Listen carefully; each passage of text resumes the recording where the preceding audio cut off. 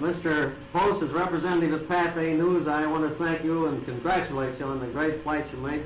And you also, Mr. Gatty. It's a great job, and the whole world is thrilled by it. Well, Mr. Post, now that the flight is all over, how do you feel? I feel a little bit tired, but I guess there's no regrets about that. No. Where did you have that? Where did you get stuck in the mud? We read about that. That's the back of a sink, Siberia. How do you spell that? Look out. How'd you get out of the mud? The commander of the town brought out a regiment of soldiers and they tied a couple of long ropes on the airplane and they just proceeded to drag it out. I see. Now, Mr. Gatty, will you tell us something about the flight? You as the navigator. Will you trace out the route there on that map and tell us a little bit about it? From New York, we went to Harbor Grace. We took off from there to Berlin. We had very bad weather in here, fog and heavy rain. We landed in a Chester in England, got gasoline, went on to Berlin. From Berlin to Moscow was rather a difficult flight, owing to the heavy rainstorms. We were forced to fly close over the treetops, nearly all the way to Moscow.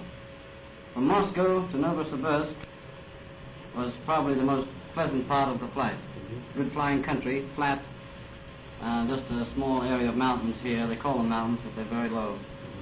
To Novosibirsk. From Novosibirsk to Irkutsk, we had some more treetop flying. The town of clouds. Yes, and rain. From Irkutsk to Vladivostok, we flew over Lake Baikal and over some fairly high mountains, and that was the field where we were stuck in the mud, as the poster spoke about. From there, we went to Khabarovsk, and from Khabarovsk to Nome, which was the most difficult leg in the whole flight. Why was that so difficult? Well, owing to the heavy rainstorms and fog. And it was... And how did you feel when you saw good old New York again? Well, it looked very nice. Did you get a good thrill out of it? Yes, the ride from the field up to the hotel here was probably the most thrilling part. Well, thrilling part, eh? Well, I want to thank you both, and I know the American public is very glad to see your faces on the screen. And they'll see a lot of you around the country shortly, and you'll see a lot of them. All right, thanks a lot, fellas. All right. Yes, sir.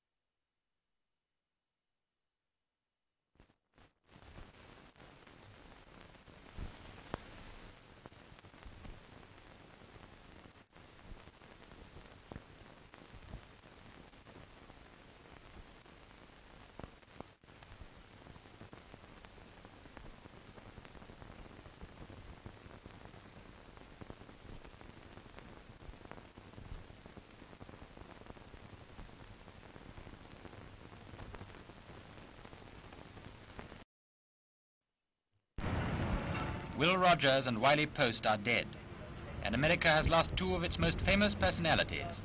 Here they are at the start of the flight which ends in disaster far away among the ice floes of Alaska. And so, as yet oblivious of what is to come, they go to their death.